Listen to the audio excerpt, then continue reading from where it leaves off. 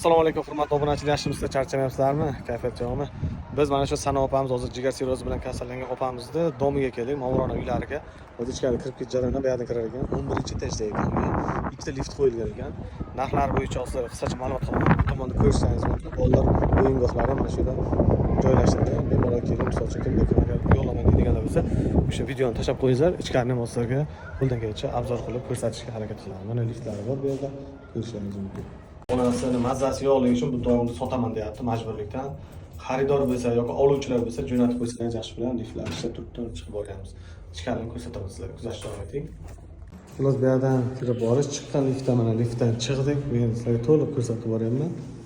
To'g'ridan to'g'ri qo'yib boraman. Mana eshikni ochamiz. Bu yerda 188-xonadon ekan, 87-88 ekan. Ochib olsin hozir.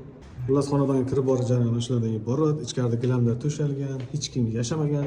Xo'p, bu yerdan birinchi bu yoqqa kirib boramiz. Mana xonamiz ko'rinishi va tashqarida esa balkon. Tashqi tomonni ko'rish uchun balkon. Ko'cha qanday ko'rinishi ko'rasiz. Mana 11-etajda turibmiz hozirda. Tashqi tomoni bolalar o'yingohi pastda ko'rishingiz mumkin. Bu tomonda ham dom. Xullas mana universitet yonida, mana shu universitet.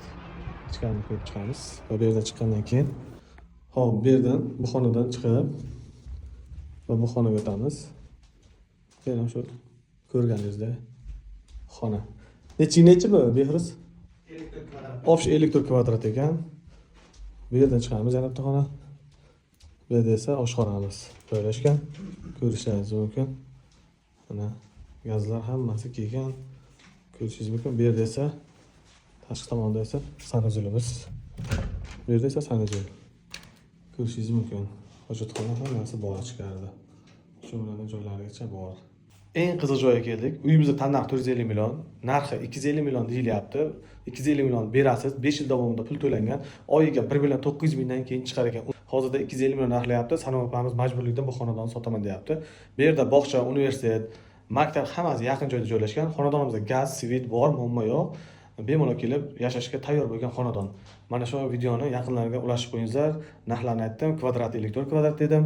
Xullas, Termiz shahridan uy olaman deydigan musofirda Rossiyada, chet elda, Amerikada, Turkiyada ko'rayotganlar bo'lsa, mana sizlarga tayyor xonadon bemalol sotib olishingiz mumkin.